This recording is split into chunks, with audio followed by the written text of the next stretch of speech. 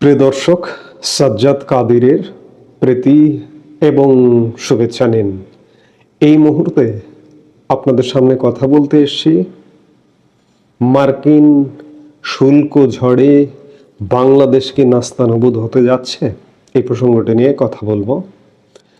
আমরা গত রাত থেকে বেশ একটা স্যাড নিউজ শুনে আসছি।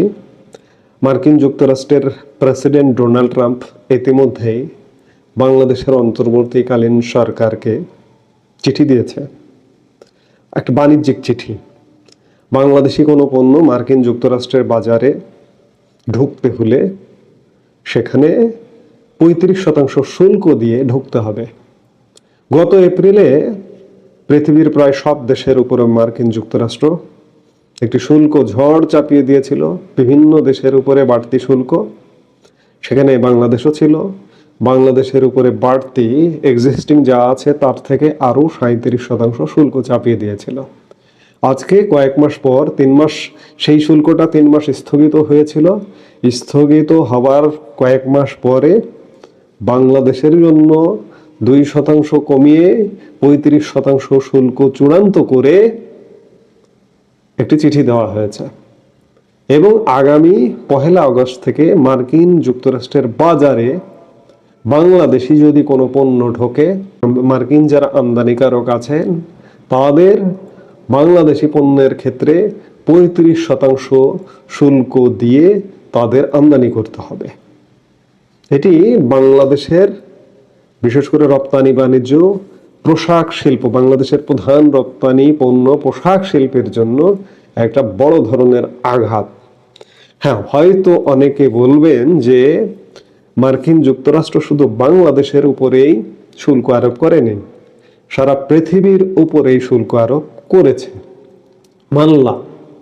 কিন্তু শুল্কটা যদি প্রতিযোগিতামূলক না হয়, বাংলাদেশের থেকে অন্যদের যদি 0.5% শুল্ক কম হয়, বাংলাদেশের পণ্য মার্কিন যুক্তরাষ্ট্রের ব্যবসায়ীরা আমদানি করবে না।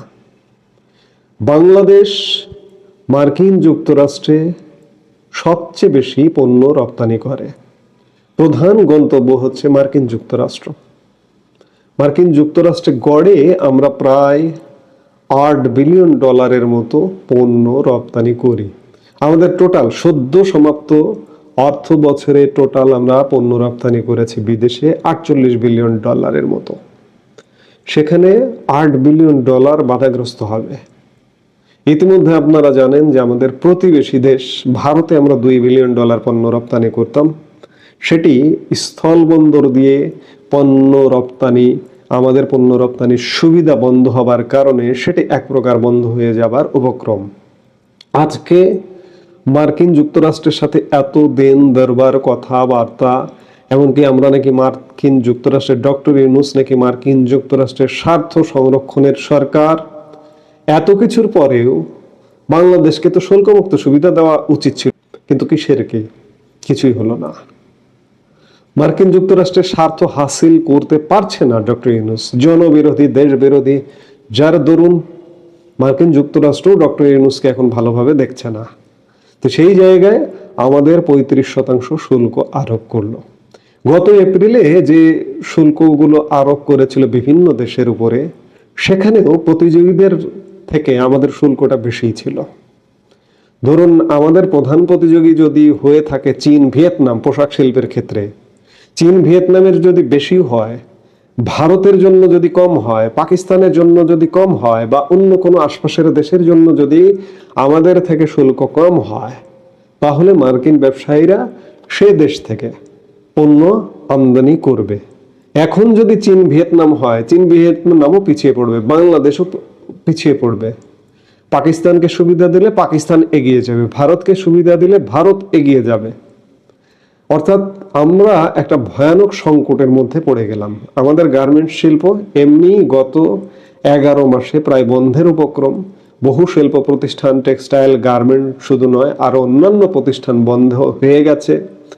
নতুন বিনিয়োগ বাংলাদেশে আসে না, বেকার সমস্যা প্রকট। আজকে মার্কিন 35% শুল্ক আরোপ মানে আমাদের $8 বিলিয়ন নেই হয়ে যেতে পারে। আবার ভারতের $2 বিলিয়ন, $10 বিলিয়ন ক্ষতিগ্রস্ত হবে। ধরুন ক্ষতিগ্রস্ত হয়ে টেনে টুনে এটি যদি অর্ধেকও আসে, তাও $5 বিলিয়ন হারিয়ে গেল। আরেকটি কথা মার্কিন যুক্তরাষ্ট্র বলেছে যে বাংলাদেশিরা তো অনেক কৌশলী, যে তৃতীয় কোনো দেশ হয়েও যদি মার্কিন যুক্তরাষ্ট্রে বাংলাদেশি পণ্য প্রবেশ করে, সেক্ষেত্রেও এই 35% বাড়তি শুল্ক আরোপ হবে। শুধু 35% নয়, আমাদের কিন্তু বিদ্যমান 15.5% শুল্ক আমরা ইতিমধ্যে আমাদের পণ্য মার্কিন ব্যবসায়ীরা আমদানি করলে তাদেরকে 15.5% শুল্ক দিতে হয়। এর সাথে যুক্ত হবে 35%, অর্থাৎ 50%-এর উপরে শুল্ক উঠে গেল বাংলাদেশি পণ্যের ক্ষেত্রে। $8 বিলিয়ন নেই হয়ে যাবার মতো অবস্থা।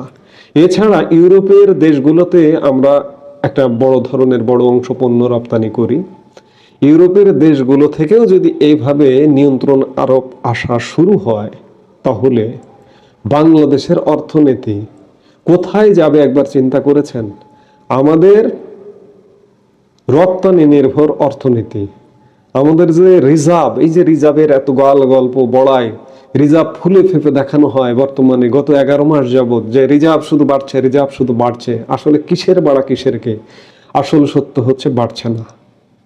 আজকে যদি রপ্তানি বাণিজ্য সংকটের সম্মুখীন হয় বাংলাদেশ, আগামীতে এই যে 1 আগস্ট থেকেই এই বাড়তি শুল্ক কার্যকর হবে। আমি অন্য দেশ বাদ দিই, মার্কিন যুক্তরাষ্ট্রে আমরা $8 বিলিয়ন বা বাংলাদেশি টাকায় প্রায় 1,00,000 কোটি টাকার মতো আমরা শুধুমাত্র মার্কিন বাজারে পণ্য রপ্তানি করি। ভারতের বাজারে ধরুন প্রায় বাংলাদেশি টাকায় 25,000 কোটি টাকা, 1,25,000 কোটি টাকা।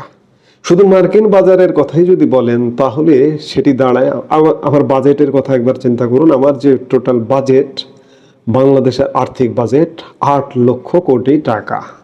সেখান থেকে আমার যদি এই যে 1 লক্ষ কোটি টাকা পণ্য রপ্তানি বন্ধ হয়ে যায়, প্রায় 12.5% আমার টোটাল বাজেটের, আমার কি অবস্থা দাঁড়াবে? আমি কি ঘাটতিতে পড়বো চিন্তা করেছেন?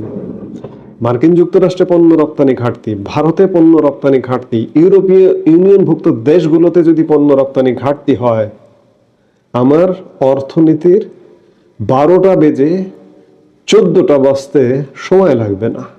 আগামী 1 বছর যদি এভাবে চলে, তাহলে বাংলাদেশ একটি ভয়াবহ দুর্বিপাকে পড়বে। ইতিমধ্যেই বাংলাদেশ ভয়ানক দুর্যোগের মধ্যে পড়ে গেছে। আজকাল সরকারের পরিসংখ্যান ব্যুরো যে হিসেবগুলো দেখাচ্ছে, সেই হিসেবগুলো টেম্পার করা। গতকালকে দেখলাম মূল্যস্ফীতি কমেছে। আমি অন্য কোনো পণ্যের মধ্যে যাব না, এক চালের দাম, বাংলাদেশের মানুষের যে প্রধান খাদ্য যে চালের দাম কত শতাংশ বেড়েছে কল্পনাতীত। এটি প্রায় কমপক্ষে 40%, 35-40% বেড়ে গেছে গত 11 মাসের তুলনায়। তাহলে মূল্যস্ফীতি কোথা থেকে কমলো? আজকে আমাদের গোজামিলে হিসেব, বাংলাদেশ ব্যাংকের বৈদেশিক মুদ্রার রিজার্ভ বাড়িয়ে দেখানো হচ্ছে, মূল্যস্ফীতি কমেছে ইত্যাদি নানান কিছু করে জোড়াতালি দিয়ে আমাদেরকে কোনো রকমে শান্ত রাখবার চেষ্টা করা হচ্ছে।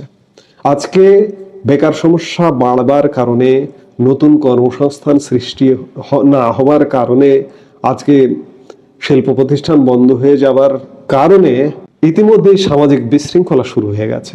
এই যে কথায় কথায় বিভিন্ন জায়গায় মবের কথা শোনেন না? এই মবের অন্যতম প্রধান একটি কারণ হচ্ছে যে বেকার সমস্যা। এই বেকাররাই এই মব ক্রিয়েট করছে। আমরা বিগত সময়, আওয়ামী লীগ সরকারের সময় বলতাম যে হরতাল হয় না। হরতাল কেন হয় না? মানুষ এতটা কর্মমুখী ছিল, এতটা কাজে কর্মে ব্যস্ত ছিল যে হরতাল করবার মতো, রাজনৈতিক দলের সভা সমাবেশে অংশগ্রহণ করবার মতো শ্রমজীবী মানুষেরও সময় ছিল না। কিন্তু আজকে শ্রমজীবী মানুষেরও অফুরন্ত সময়। 100 টাকা 1 ঘন্টা দিলে অসংখ্য শ্রমজীবী মানুষ বিভিন্ন কর্মসূচিতে খুঁজে পাওয়া যায়। এইভাবে দিনকে দিন যদি এইভাবে চলে, ডক্টর ইউনূসের সরকার কেন, আগামীতে যেই সরকারে নির্বাচিত হয়ে বাংলাদেশের মসনদে বসুক না কেন, দেশ পরিচালনা করতে পারবে না।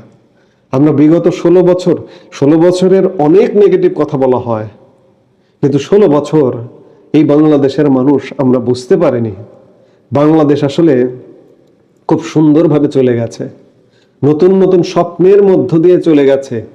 এবং বাংলাদেশের চারিদিকে যেভাবে তাকানো যায়, যে ঝকঝকে তকতকে আমরা দেখি, কেন দেখি? বাংলাদেশে একটা কাজের গতি ছিল, বাংলাদেশের অর্থনীতির একটা গতি ছিল। হ্যাঁ, দুর্নীতি হয়েছে, অনিয়ম হয়েছে, দুর্নীতি কোথায় হয় না? আজকে আপনি ইউনূস বলবেন যে আমি দুর্নীতি মুক্ত করব, করতে পেরেছেন 11 মাসে?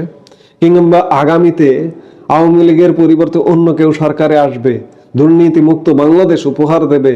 অসম্ভব। কাজেই আজকে আমি যেটি বলছিলাম যে মার্কিন যুক্তরাষ্ট্রের 35% শুল্ক আরোপ ইতিমধ্যে হয়েছে। গতকাল রাতে আমরা 14টি দেশের চিঠির সংবাদ ইতিমধ্যেই জানতে পেরেছি। এর মধ্যে অনেক দেশেরই বাংলাদেশের থেকে কম আছে, আবার কিছু দেশে বেশি আছে। কিছু দেশ বেশি আছে সেটি ধর্তব্যের বিষয় নয়। বেশি থাকা আমাদের যারা প্রতিদ্বন্দ্বী, বিশেষ করে পোশাক শিল্প যারা রপ্তানি করে, তাদের শুল্ক যদি আমাদের থেকে 0.5% কম হয়, তাহলে বাংলাদেশের পোশাক শিল্প রপ্তানি ব্যাপকভাবে মার খাবে। ইতিমধ্যে বহু গার্মেন্টস শিল্প প্রতিষ্ঠান বন্ধ হয়ে গেছে, আগামীতে এর প্রভাবে আরো অনেক প্রতিষ্ঠান বন্ধ হয়ে যাবে।